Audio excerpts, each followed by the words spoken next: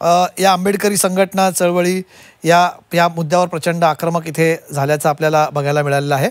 आणि मनशीकडे जाऊया तोवर। मनशी, राजकीय वर्तुळातून अजून काय प्रतिक्रिया येतात आपल्याला?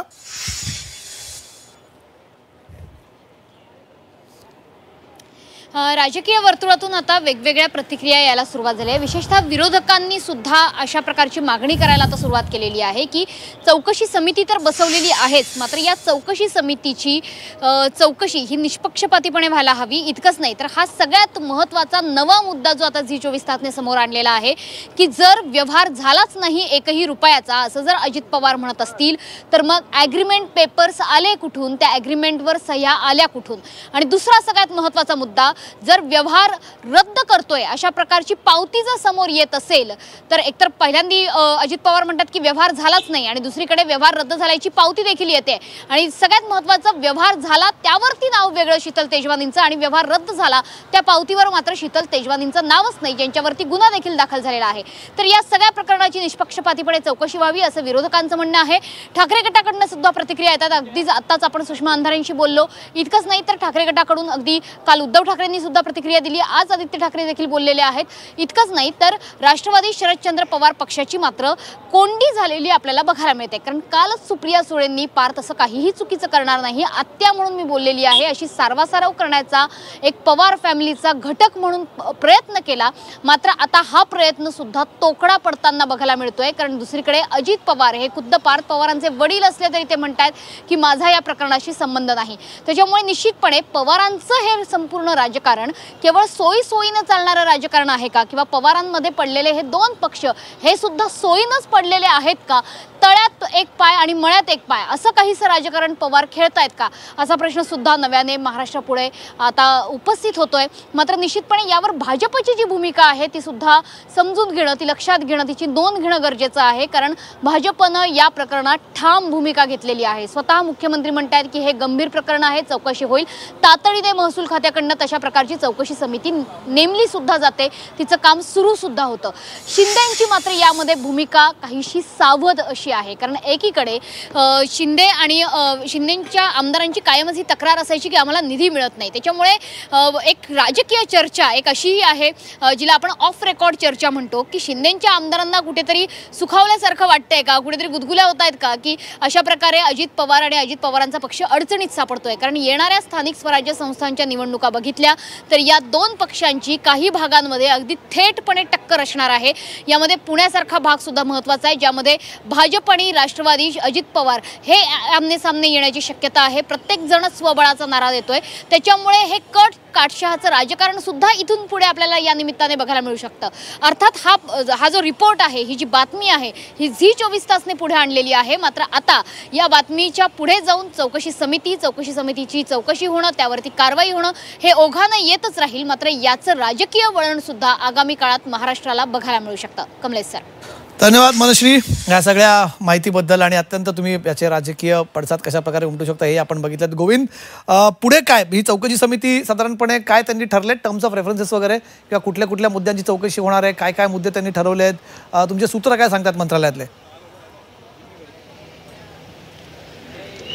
एकूणच या चौकशी समितीमध्ये विकास खारगे असल्यामुळं या चौकशीमधून कॉन्क्रीट काहीतरी बाहेर येईल असे महाराष्ट्राला अपेक्षा आहे। आणि दुसरं सगळ्यात महत्त्वाचं म्हणजे सूत्रांकडून जी माहिती मिळते आहे याच्यामध्ये पार्थ पवारांचे अकाउंट असतील, त्याचबरोबर दिग्विजय सिंग पाटलांचे अकाउंट असतील किंवा शीतल तेजवानी यांचे अकाउंट्स असतील, या सर्व अकाउंट्सवरून झालेली ट्रान्झॅक्शन जे आहेत या सर्वांची माहिती घेतली जाईल। त्याचबरोबर या सर्वांचे CDR यावेळेस तपासले जातील।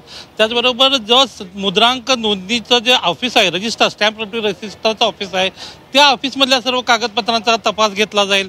त्याचबरोबर या सर्व अनुषंगानं ज्या पॉवर ऑफ अटर्नी दिल्या गेल्या, जी कागदपत्र तयार करण्यात आली किंवा या स्टॅम्प ड्युटी रजिस्ट्रेशनसाठी जी कागदपत्र ज्यांनी तयार केली गेली त्या सर्व लोकांच्या तपासण्या, त्यांच्या सर्व फेर चौकशा होतील। परंतु या सर्व अनुषंगानं आपण झी24 तास म्हणून जो प्रश्न उपस्थित करतो आहे की तो प्रश्न या ठिकाणी विकास खारगे धसास लावणार का, की या सर्व चौकशीच्या फेऱ्यामध्ये पार्थ पवारांना ओढलं जाणार का, पार्थ पवारांची चौकशी होणार का? कारण का 99% शेअर्स होल्डर, 99% शेअर्सचे मालक हे स्वतः पार्थ पवार आहेत। फक्त 1% शेअर्सचे होल्डर जे आहेत ते दिग्विजय सिंग पाटील आहेत. हा सगळ्यात महत्त्वाचा मुद्दा. आणि सर महत्त्वाचा एक मुद्दा मगाच्या प्रेस कॉन्फरन्सच्या अनुषंगानं एक असा पडतो आहे की तिथल्या वातावरणाबाबत मला बोलायला लागेल. कारण का आजच्या प्रेस कॉन्फरन्सला ज्यावेळेला अजितदादा खाली उतरले त्यावेळेला अजितदादांच्या सोबत त्यांच्या बॉडीगार्डचं कडं तर होतं, पण त्याच्या अगोदर जे कडं होतं ते सर्व राजकीय म्हणजे दादाच्या जे नेते आहेत, दादाच्या पक्षातले जे वरिष्ठ नेते आहेत त्यांचं कडं होतं. पण त्यांचं कडं पाहायला मिळालं. म्हणजे हे सगळे संकेत मिळत होते की दादा कुठेतरी अडचणीत आलेले आहेत आणि दादा आम्ही तुमच्या सोबत आहोत असा एक दाखवण्याचा प्रयत्न या पत्रकार परिषदेत झाल्याचं पाहायला मिळालं. कारण का दादाच्या डाव्या साईडला जे होते ते प्रफुल्ल पटेल होते, उजव्या साईडला या ठिकाणी सुनील तटकरे उभे होते, बाकी आजूबाजूनं दादाचे मंत्री आणि वरिष्ठ नेते पाहायला मिळत होते आणि त्यांच्या नंतर पाठीमागं बॉडीगार्ड उभे राहिल्याचं पाहायला मिळालं. एकूणच काय तर दादांची जी बॉडी लँग्वेज आणि दादांच्या आजूबाजूला त्यांच्या ज्येष्ठ नेत्यांचं कडं हे सिंडिकेट करत होतं, हे संकेत देत होतं दादा अडचणीत आलेले आहेत परंतु आम्ही तुमच्या पक्ष म्हणून किंवा आम्ही सहकारी म्हणून सोबत आहोत. हे सगळ्यात महत्त्वाचा अनुभवायला मिळालं. दुसरी सगळ्यात महत्त्वाची जी गोष्ट या अनुषंगानं हीच उपस्थित होते आहे की पार्थ पवार ज्यांचा अवतीभोवती ह्या सगळ्या गोष्टी फिरत आहेत पोलीस इन्व्हेस्टिगेशनला, खास करून आत्ता याच्यामध्ये SIT मध्ये जे पोलिसांनी जे FIR दाखल केलेले आहेत त्या तपासांमध्ये ही पोलीस या ठिकाणी पार्थ पवारांना चौकशीसाठी बोलवणार का? एरवी कुठलंही भांडण झालं आणि कुणाचं साधं सामान्य माणसानं नाव जरी घेतलं तरी तात्काळ पोलीस त्यांना आणून डांबतात. असंही आपण अनुभव अशाही स्वरूपाच्या सर आपण बातम्या बघितलेल्या आहेत. पण अशा परिस्थितीमध्ये 99% शेअर्स होल्डर असणारे पार्थ पवार जे आहेत त्यांना पोलीस चौकशीसाठी बोलवणार का? विकास खारगेंची जी कमिटी आहे ती कमिटी पार्थ पवारांना चौकशीसाठी बोलवणार का? ही कमिटी त्यांच्याकडे जाणार? हे पण प्रश्न महत्त्वाचे आहेत प्रोटोकॉलच्या अनुषंगानं. आणि या सगळ्यांवर दादा किंवा दादांच्या कार्यालयाचा प्रभाव असणार का? कारण का अजून एक सर मंत्रालयातून आज जी कुजबूज पाहायला मिळाली सर सगळ्यात महत्त्वाची या स्टॅम्प ड्युटी ऑफिसच्या अनुषंगानं स्टॅम्प ड्युटी रजिस्ट्रेशनचे सगळ्यात हेड ऑफिसर जे आहेत त्यांचं नाव मी घेऊ इच्छित नाही आहे परंतु त्या ऑफिसरांचा आणि अजितदादांचा खूप जवळचा संबंध असल्याचंही मंत्रालयात आज चर्चा पाहायला मिळाली आणि त्यामुळं हे रजिस्ट्रेशन एवढं तातडीनं झालं असावं असंही मंत्रालयातली ज्येष्ठ IAS दर्जाच्या अधिकाऱ्यांनी ही माहिती आज मला दिलेली आहे. त्यामुळं या सगळ्या प्रकरणाला वेगवेगळे कंगोरे असल्याचंही पाहायला मिळतं आहे आणि हा जो 1 महिन्याचा जो तपास आहे तो कोणत्या दिशेनं जातो हे पाहावं लागेल. आणि त्यामुळे तुम्ही जे म्हटलात ना ज्ञानेश, तुम्ही गोविंद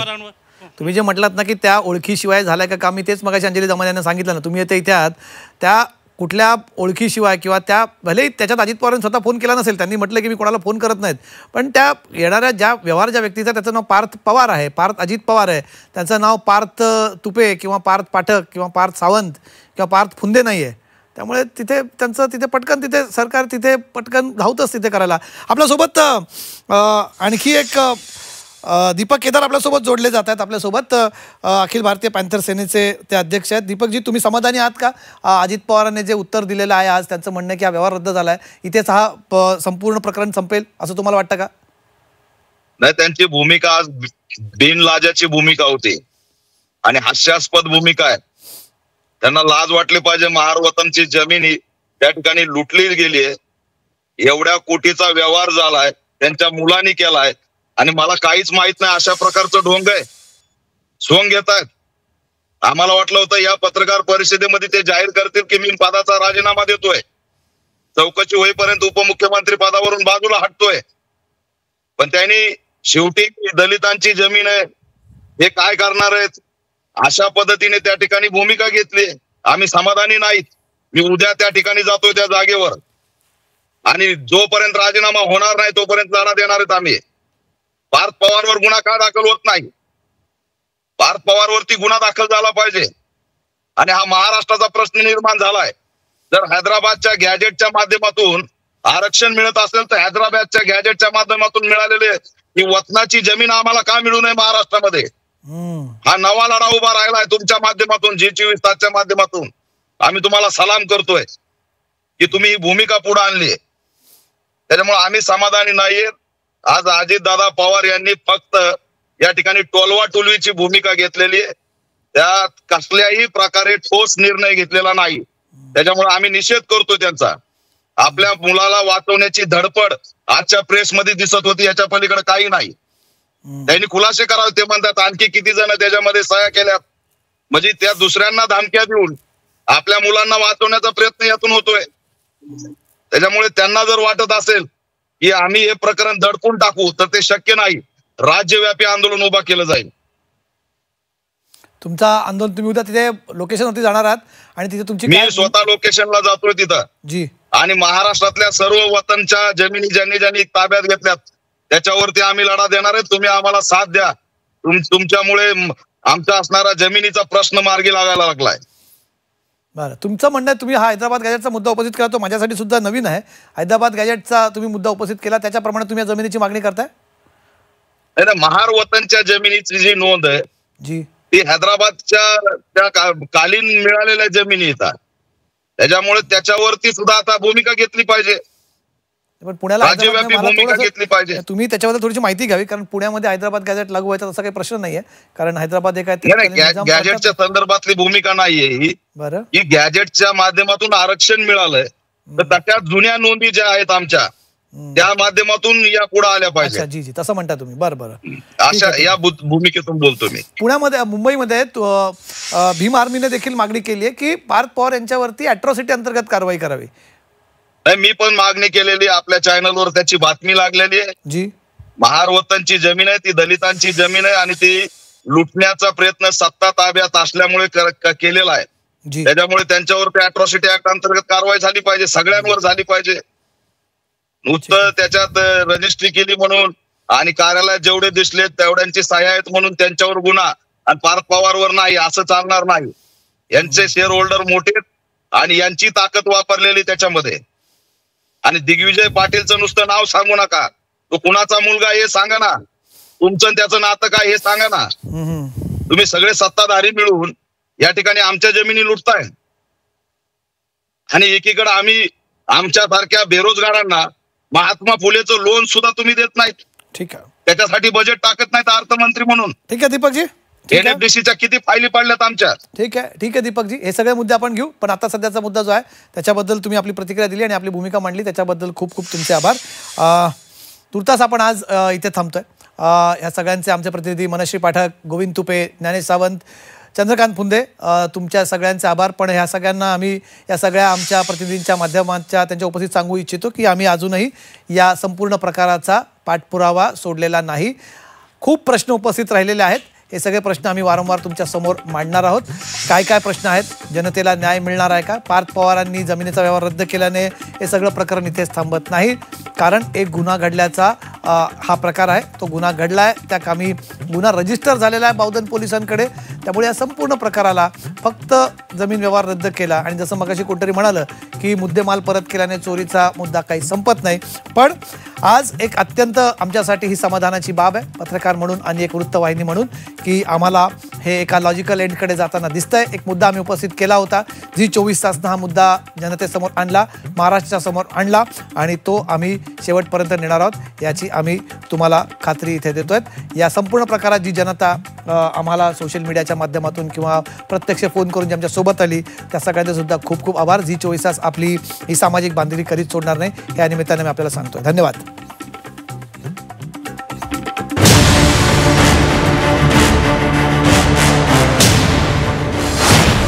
जो काही व्यवहार झालेला होता तो कॅन्सल करण्यात आलेला आहे.